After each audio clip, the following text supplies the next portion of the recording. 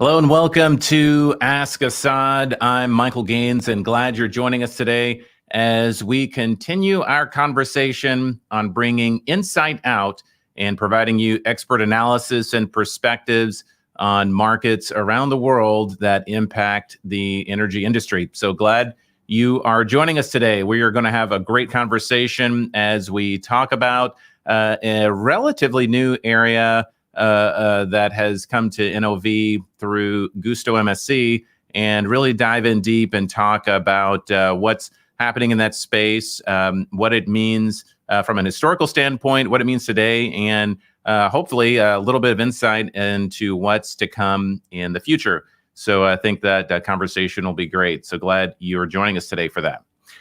Before we dive into our main conversation, want to have a quick conversation with Shelby Demain to talk about how you can be a part of today's show. So, hey, Shelby, good to see you.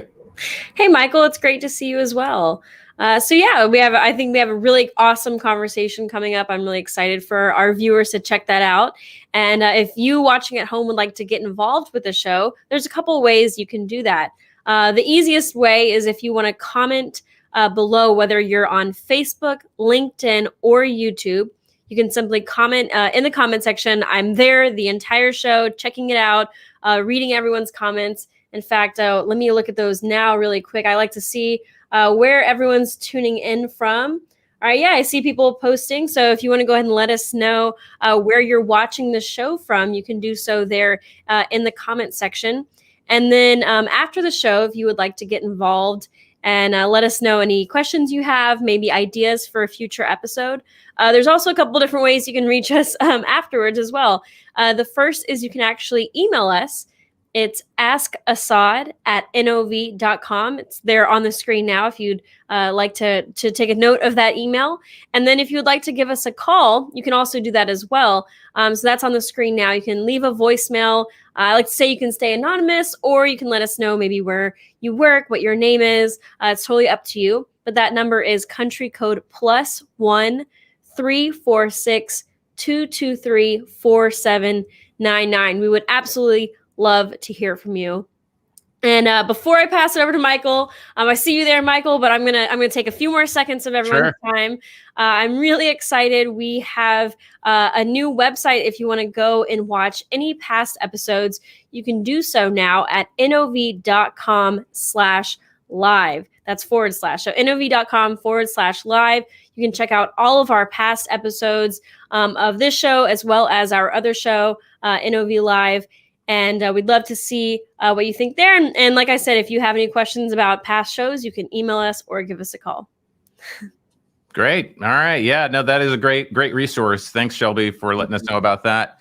And certainly excited to not only be able to watch past episodes, but see ones that are coming up like today's. So actually, we're going to go ahead and, speaking of today's conversation, bring in the headliner of the show name. So Assaad Mahana, NOV's Director of Business Strategy here at NOV. So hey, Assaad, I'm wearing a sweater. You're wearing a sweater. So that must mean that fall is finally Shelby's got a sweater. We're all sweatered up. So that must mean that it's time for fall and starting to get to the end of the year. I think a lot of folks are excited to say that 2020 is pretty much almost done.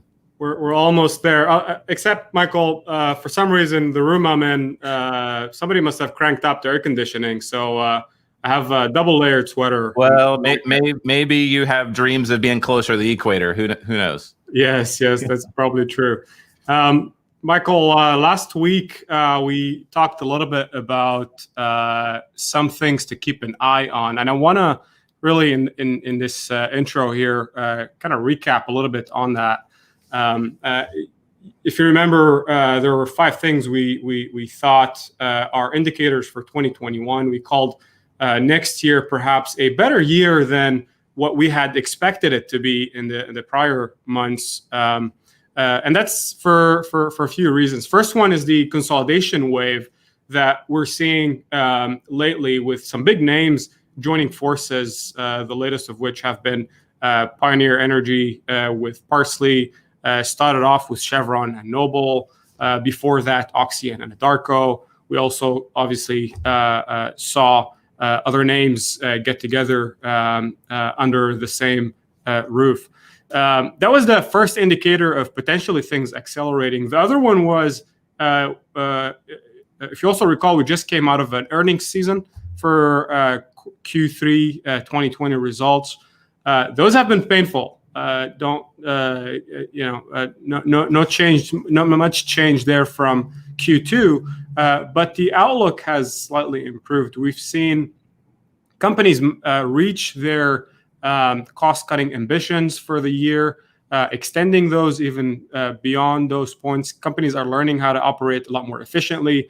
So quite a bit of change there. So the structure of the industry is changing and adapting to this new environment. The third point, Michael, in what we talked about last week was keeping an eye on the drilled uncompleted wells, or DUCs. What we're seeing is that operators are really going after those. The frac fleet has increased significantly, a lot more than rig count, which tells us that any cash flow that's coming to operators going to fracking wells that have already been drilled, leaving new wells, new developments for perhaps later times. As these wells start producing, generating more cash flows, operators will turn back and say, I want to drill some more. The fourth point that I thought was quite possibly indicative of where things are heading were automotive earnings. And in that case, we talked a little bit about what the automotive industry, General Motors, Ford, and others in this space have called perhaps one of their record quarters in Q3 2020, where number of cars sold or revenues made in that quarter were higher than prior to COVID. Something that tells us that the more people buy cars or vehicles in general, the more consumption of oil and gas, the more the recovery is approaching. And the last point of those, Michael, before turning back to you, is a potential change in business model. We've heard at several events lately, different players around the industry calling for perhaps a reform in terms of how we do business.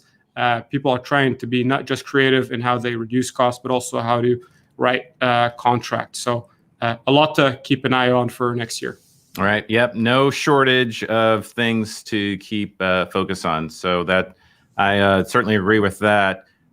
So, I know that there was a headline that's come across recently and kind of wanted your perspective on this, Assaad, in regards to the idea of some potential for a vaccine. I think that was mentioned in the news recently, being something of a potential glimmer of hope, though I know there's quite a bit of uncertainties regarding that. What's been your perspective on that and some of the analysis you've seen recently? Yeah, you're absolutely right. It's been in the news quite a bit. I won't get into the vaccine part of it, but the vaccine effect on oil and gas. I think ever since we heard that news come out from, I think it started off with both Pfizer and Moderna, the two companies competing for the vaccine, the oil price has jumped up double digits in only a matter of a couple of weeks. So I think earlier in November, we were in the $36 per barrel for WTI. Today, closer to 42, which is a pretty significant change, meaning futures for oil are being bought at a greater price, assuming that activity will return, economy will recover. So a lot of optimism there. Like anything else, there's uncertainty. There's a lot of unknowns when it comes to deploying effect of the vaccine, and how is it gonna, or how quick is it gonna impact our industry? Just like OPEC Plus is another uncertainty in how they're gonna extend the production cuts or further cut in their production. So that's another big unknown that we talked about. So quite a few things that keep things in the unknown, but definitely a more positive outlook than the one we had. And the last point, really, vaccine was a big one in the news. The other thing that was in the news was energy transition, more and more of the conversations are not excluded from that topic. The thing that I feel I've seen from different reviews, from different sources around our industry, from different analysts and influencing authorities, is that energy transition cannot happen without oil and gas. I think there's a great role for our industry to play in that space, which makes I think our guests for today a more and more relevant topic. Right, absolutely, and I appreciate that convenient segue into introducing our guest today. We have the pleasure of talking with a good friend and colleague of ours, Mr. Nils Van Nood. He is a naval architect from Delft University, 22 years in the offshore industry with Gusto MSC. Currently, he is active in offshore oil and gas, drilling, construction, and production, and in offshore wind since the early days, which is so nice to say. You say oil and gas, 1800, the early days of offshore wind in the early 2000s,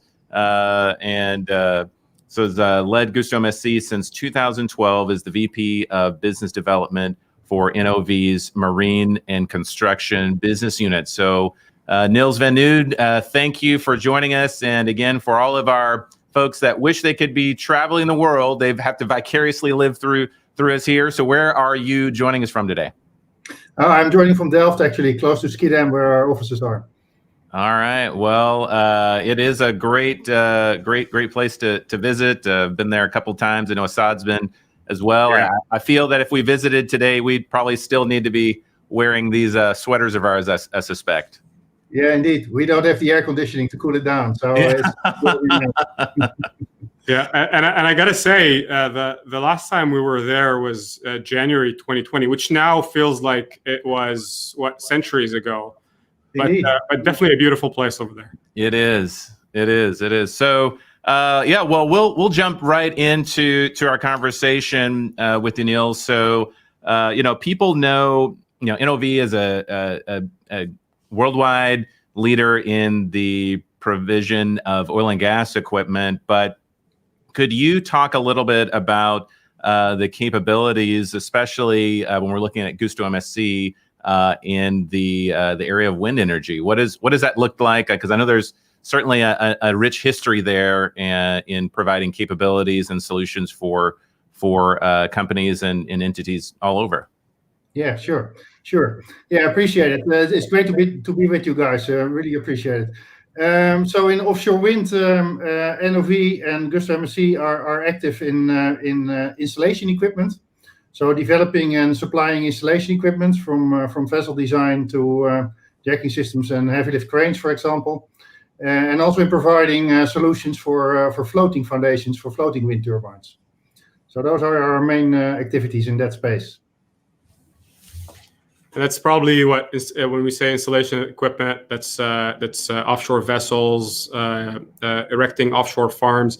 You've probably had involvement in our technology with a lot of the offshore vessel activity around the world. Correct. And the early days that you already mentioned are indeed the early 2000s. Let's say 2003. Where offshore wind started actually in Europe. So, and that's still the main center of activity, although it's becoming more and more global in areas as China, Japan, and also the US is coming up. So those are the spaces, and what we have been doing there from the start is introducing technology that we developed for offshore oil and gas, like jack-up technology and heavy lift cranes. So that's what we have been bringing to the market, which has matured since then. That's a good point. I guess we should mention why offshore wind. To your point, Nils, it's a market that's seen a lot of traction in the last decade. I think what the costs of the levelized cost of energy in offshore wind have now matched or beat some of the alternative energy sources, which makes it a more and more relevant source. And as we talk more and more about energy transition, more companies are becoming interested in offshore wind as it becomes more technologically available. Yeah, absolutely. Offshore wind has been for quite a large number of years has been a promise of bringing the cost down. And since the last, let's say, 5 years, it has really happened, mainly driven by larger wind turbines. So when we started in the market, we were talking about 2 to 3 megawatt wind turbines. Yep. It's now moving to 12 to 14, and that has really matured that market and made it economically feasible, requiring less or even no subsidy. So you've designed your vessels to match that growth from the single-digit nameplate capacity to the 14, and I think there were a couple of announcements lately about you guys in the press that talks about your participation in large vessel designs. Yes, indeed. So as Gusto MSC, what we provide is the vessel design. So typically a jackup, self-propelled jackup, and we supply the equipment that is on the jackup, mainly the jacking systems and the heavy lift cranes.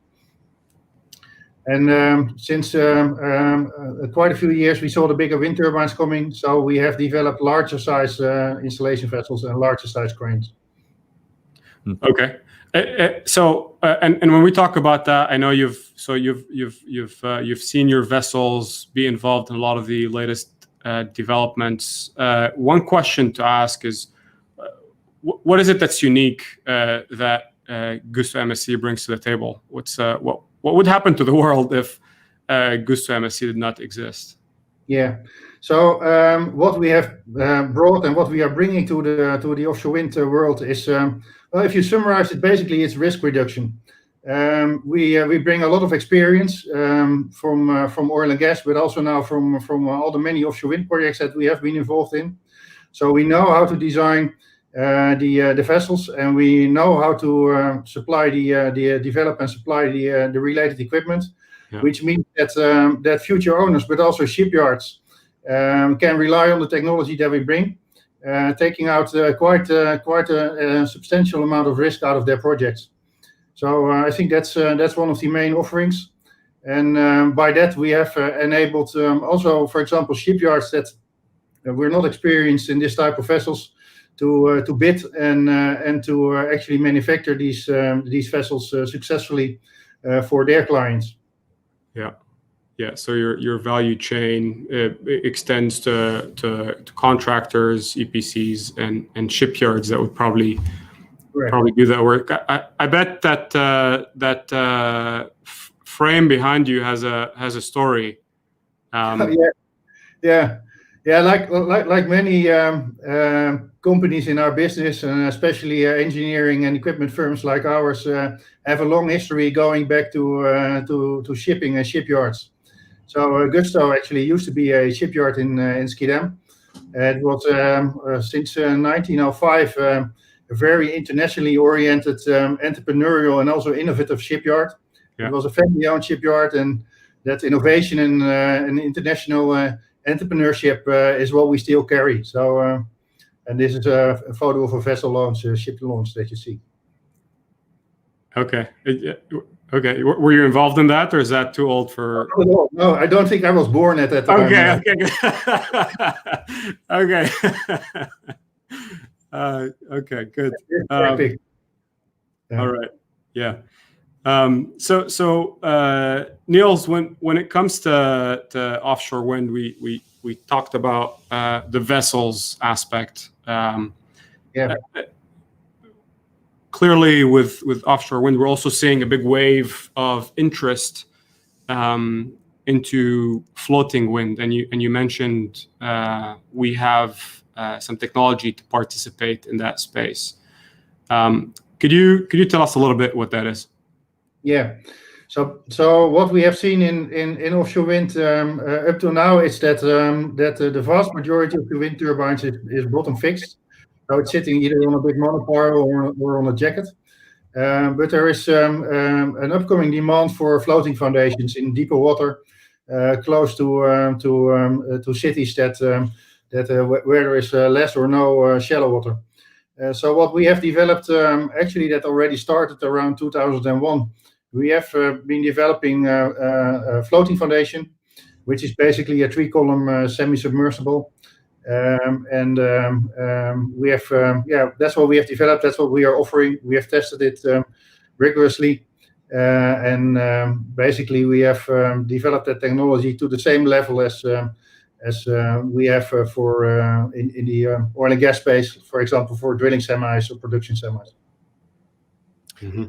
Yeah, that's really, really interesting. I know that folks that are watching always like to be reminded that you are more than viewers that are watching are more than welcome to post your questions that you have for our guest today, Nils Van Nood, with the Gusto MSC team here.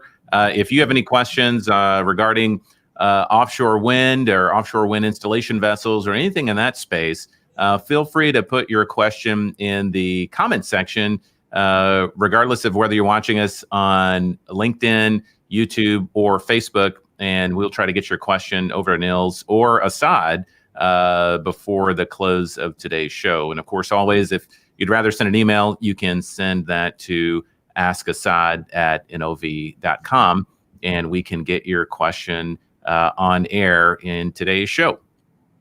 So I did want to maybe briefly follow up with you, Nils. So I've done a little bit of desk research, certainly seen some of the models and been able to talk to some of the team Gusto MSC about the idea of floating wind and what that looks like. But from what I understand, also that there are some oil and gas operators who are interested in floating wind. And so if they were, why would they want to work with folks like yourself, work with NOV if they wanted to dive in that space?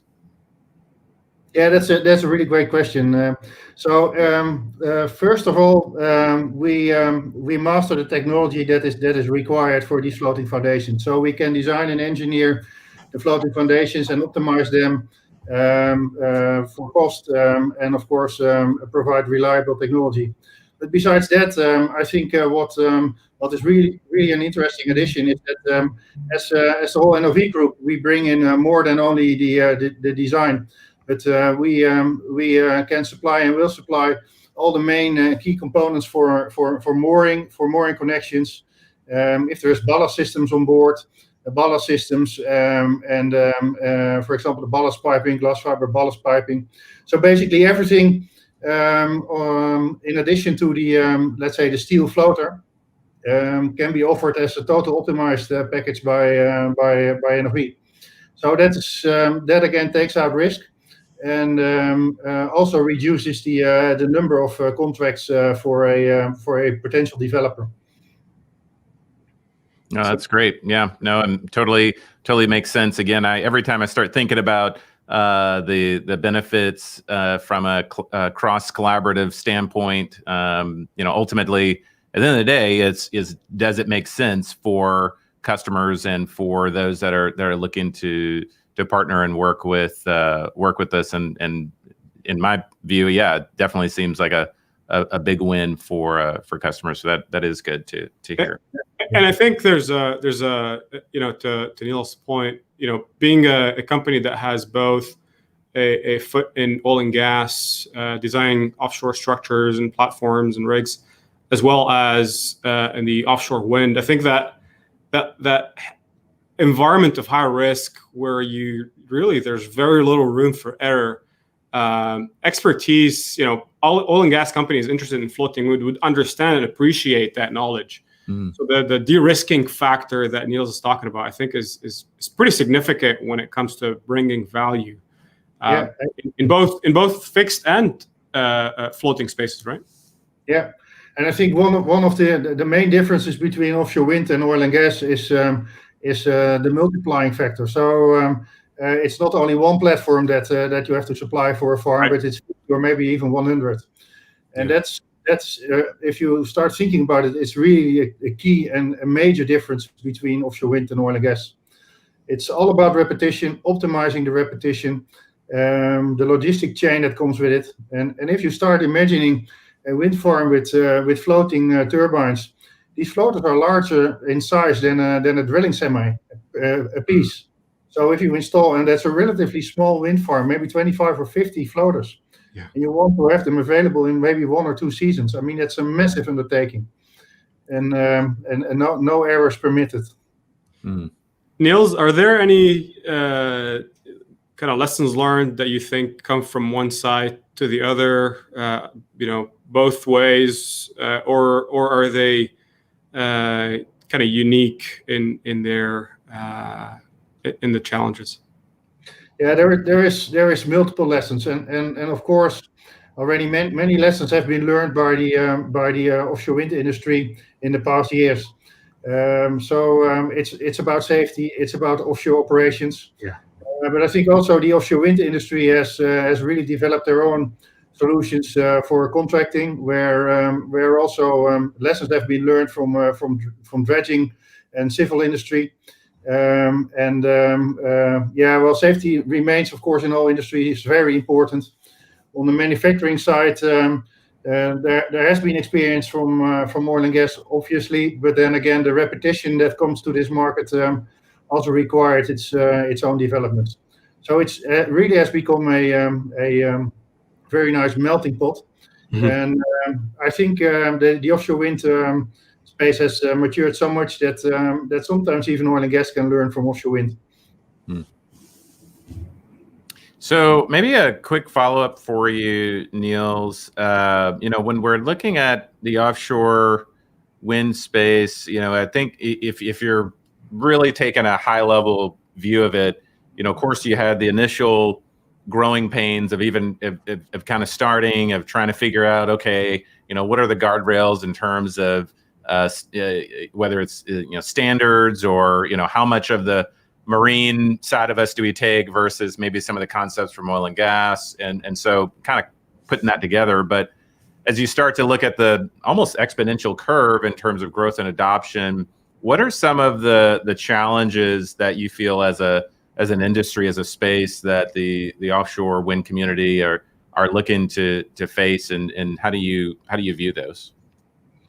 Yeah, well, there's a few. I think one of the main challenges is supply chain, local supply chains. For example, if you look at the US, a lot has to be still developed in the US to really get this industry going. So that's one important aspect. If I look a little bit more closer to home in the installation market, it has been a challenge, and it is still a challenge to see where the size of wind turbines will end.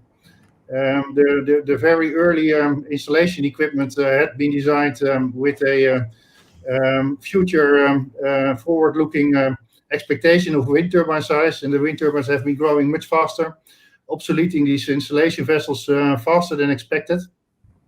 And there is still quite a concern in the market that could happen again. So it is important that the wind turbine manufacturers give clarity also, and their clear view where this will go, to allow investment in this market by contractors. And next to that, it's for contractors to invest. It's important that they are able to obtain contracts with sufficient visibility and horizon to justify their investment. And we are, I think, at the brink of getting that done. I think we are at the brink of getting investments in new installation equipment. It's all about securing those contracts. Great.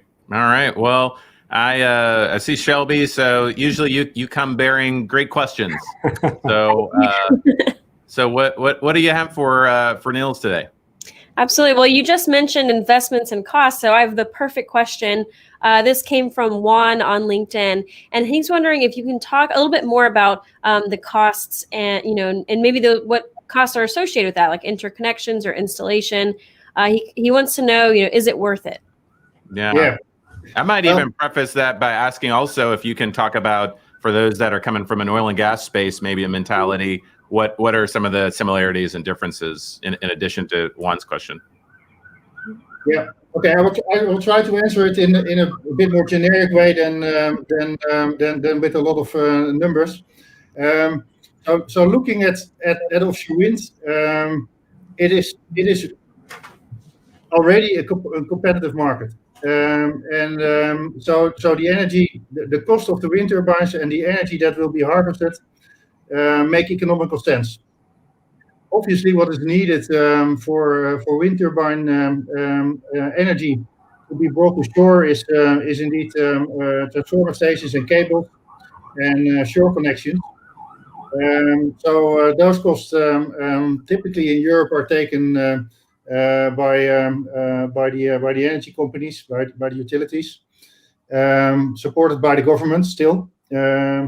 So those costs, quite a bit of the subsidy is sitting in the connection cost. The farm itself, so the turbines and running the turbines and maintaining the turbines makes economic sense.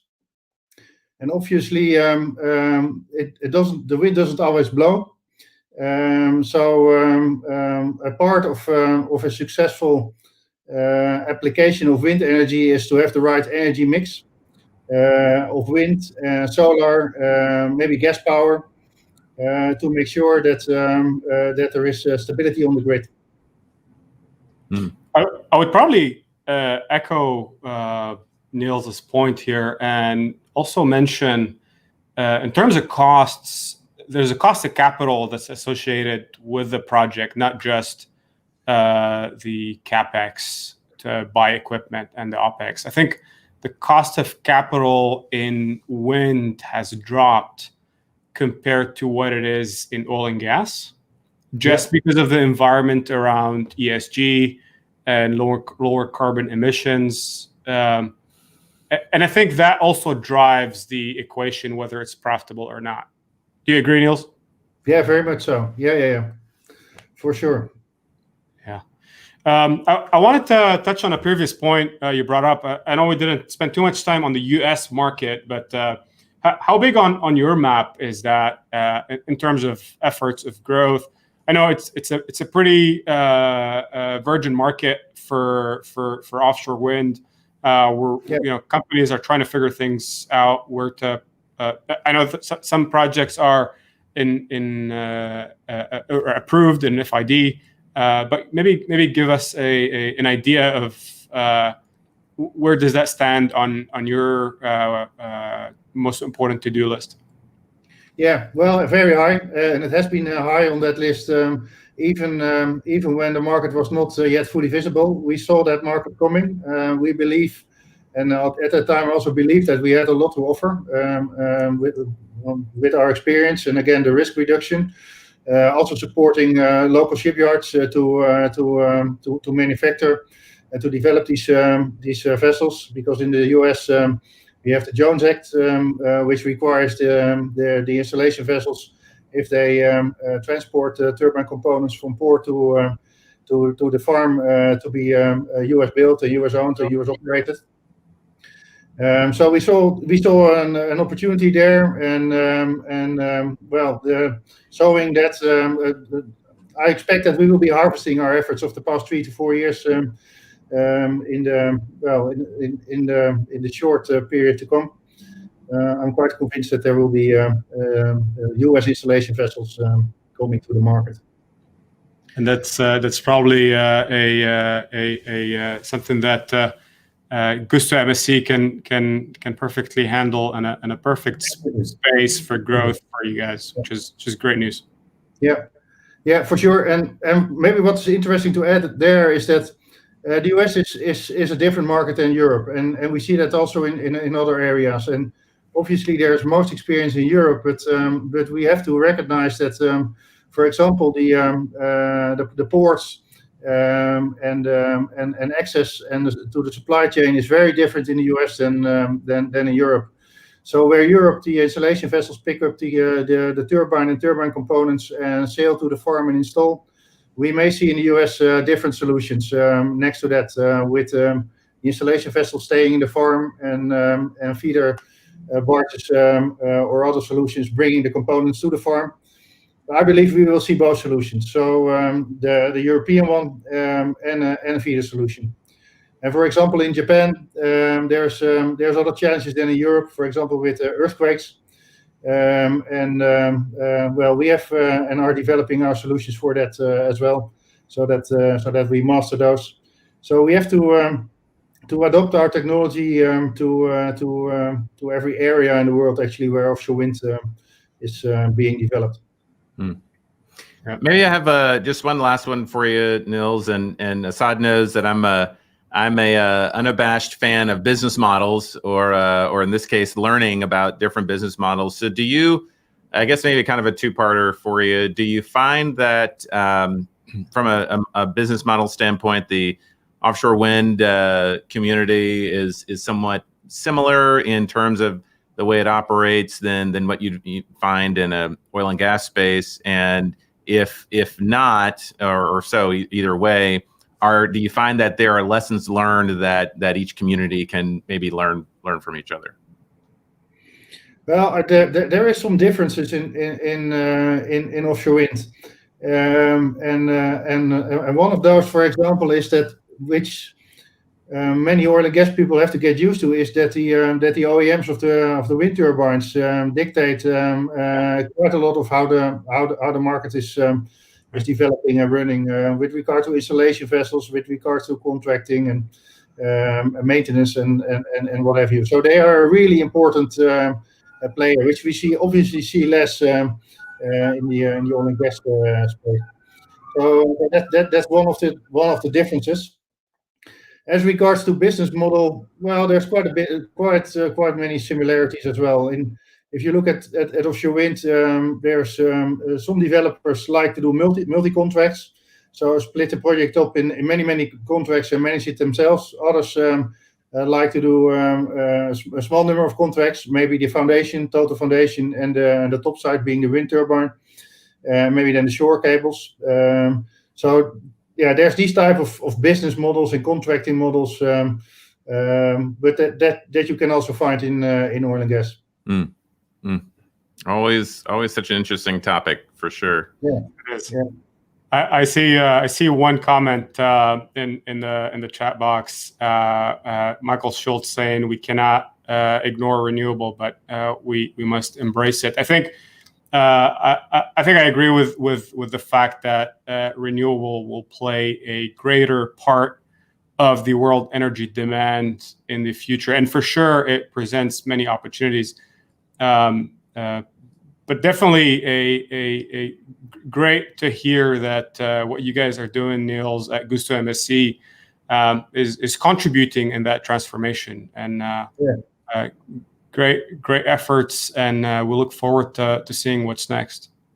Yeah, sure. And getting to the point that you raised much earlier in the conversation, it is not either or. So it's not renewables and oil and gas. Oil and gas indeed has a big role to play in the world's energy to come for the decades to come. So offshore wind and other renewables are a big opportunity for oil and gas companies, and both technologies will live next together for a long time to come. Great. All right. Well, I think we have maybe one last question from Shelby from one of our viewers. We do. So it comes from Steven on LinkedIn, and he's wondering, can you repurpose abandoned offshore structures already in place for this wind technology? Yeah, that's a very good question, and it's raised a lot. If you look at wind turbine foundations, so let's say putting a wind turbine on an existing gas platform, oil and gas platform, that's very difficult. Typically, the wind turbines farm and the pattern of the wind turbines, you need many foundations, and typically in that area there may be only one platform which might be usable. But then again, the loads of turbines on the platforms are so much different, and using the old steel is not feasible. Then when looking at the platforms itself, maybe taking off the top side and putting a transformer station, it's also quite far-fetched. But what we see potentially happening is connecting wind farms and developing hydrogen and using the old gas platforms for hydrogen transport to shore and using the old pipelines. That could be an opportunity. So it's more in that space than using the platforms for foundations of either turbine component or transformer station. And I gotta honestly say, I want to thank Stephen for bringing up that topic. It's a good question, and it's one that is extremely becoming more and more relevant. One that we know we're always asking internally as well. So good question, good answer. Yes, great. Well, been speaking with Nils Van Nood, who is the managing director at Gusto MSC and vice president of business development. So Nils, thank you so much for joining us today, and stay warm. Yeah, my pleasure. Thank you. Good to have you. All right, Assaad. Well, this is always a great conversation as always, and I know that it's a great time to dive into these topics, and we'll continue to do so as we continue to have these opportunities to bring, as you like to say, coin the phrase, bringing insight out. Right, and it's great hearing insight like that coming from Nils, from the people that are running these businesses, that are managing these businesses. And not just knowledge about the technical aspect, but also understanding the full landscape and the dynamics and the entire value chain. If you think about it, Nils brings a perspective that's not just for oil and gas, for offshore wind, but also from a mixed background between that and oil and gas, which really brings me to my point that the energy transition cannot happen without oil and gas. Energy companies, service companies, OEMs, just because the challenges are similar, their risks are equally high. What we see in oil and gas, the heavy equipment, the large structures, the harsh environments, all present for multiple centuries in areas that are sometimes not visited by human beings for long periods of time. The digital aspect, the automation aspect, moving extremely large pieces of equipment with extremely high precision over and over and over again with high repetitiveness. Those challenges oil and gas knows entirely about. And I think that's the value that we can bring to the energy transition. Well, looking forward to continuing to have some good conversations around that, or as Dr. Medlock from Rice University said recently, energy transitions with an S, so plural, right? Yeah. All right. Well, before we head out, we're going to bring Shelby back in just for a moment to give us a quick update on a programming note for next week's show. I know we have. Yeah. There you are. That's right, Michael. So I know we have quite the international audience, but you might be able to tell by at least my accent that we film the show here in the U.S. And next week is the Thanksgiving holiday for us here. So we won't have a show at our regular time next week. That's 11 a.m. for NOV Live, and of course 1:30 p.m. CST here for Ask Assaad. So instead, what I would recommend is if anyone would like to watch any of our past episodes, I think I mentioned this before, but they are all now available at nov.com/live. So you can go there and view. I know today we talked a lot about energy transition. So if that's something that interests you, we have several episodes, one on geothermal. We have one with Dr. Kenneth Medlock. So some really great content there that you can look through, and would highly recommend maybe some holiday binging some of our past episodes. So again, that's on nov.com/live. All right. Well, thanks, Shelby. Thank you. You can either do Netflix or you could do Ask Assaad. I mean, I'm a little biased. If I have some family visit me, they may or may not be knowing the Ask Assaad theme show in their head when they leave. But no, that's great. Well, thanks Shelby for all your help. Assaad, really appreciate the insight. And as both of you regularly remind me, we are so appreciative of you, the viewer, for joining us today and for spending some time with us. So on behalf of all of us here at NOV, thanks for watching and for listening, and we'll talk to you next time. And I'll add one thing, Michael. I just want to wish our audience a happy Thanksgiving and ask everybody to stay safe. Thank you for staying with us.